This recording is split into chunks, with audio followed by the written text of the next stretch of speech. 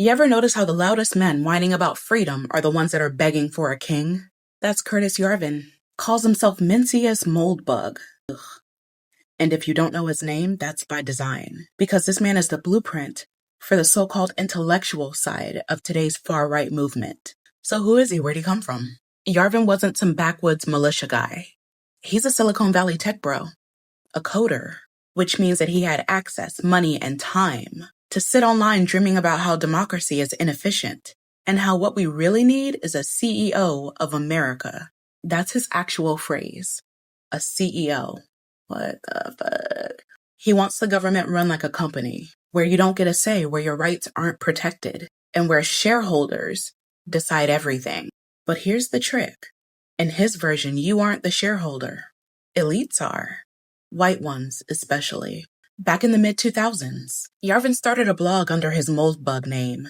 He called democracy a cathedral, like a religion, and said the only way forward is a total reset. Tear it all down and crown a monarch, not a figurehead king, a dictator in a business suit. Sound familiar?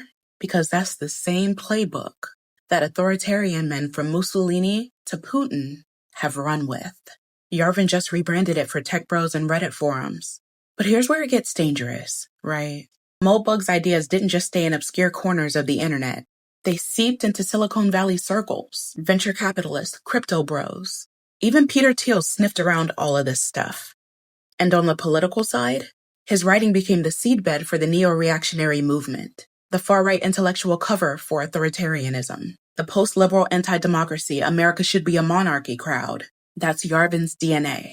He may not have mainstream name recognition yet, but his fingerprints are all over the far-right ecosystem, the one that gave us Trump, Stop the Steal, and a generation of young men radicalized online into believing that freedom means submission. Now, this is the part that really exposes him. Moldbug is obsessed with order, with hierarchy, with knowing your place. That's why his writing is soaked in racial hierarchy. He argued that Black people were inherently less capable of self-governance. He pulled from old colonial justifications, sprinkled it with tech speak, and called it innovation. Curtis Yarvin wants you to believe that democracy is a failed experiment, that equality is a lie, that the best future is one where we hand keys to a king or a tech CEO and hope they rule efficiently. But what he's saying is real simple. Freedom is too good for you. And when you peel back all the blog posts, all the intellectual jargon, all the neo-reactionary branding, it's the same old fear, the same old authoritarian impulse that's always tried to shut us up, chain us down, and crown itself supreme.